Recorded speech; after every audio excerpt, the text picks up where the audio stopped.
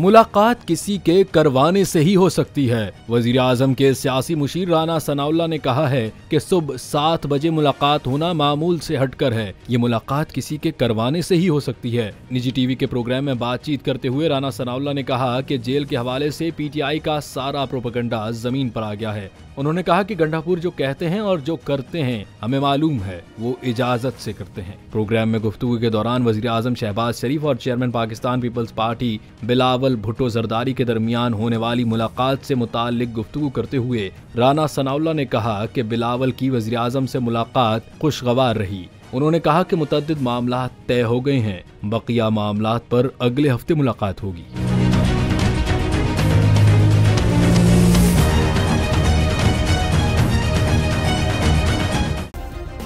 Subscribe करें और bell दबाएं ताकि कोई खबर रह न जाए।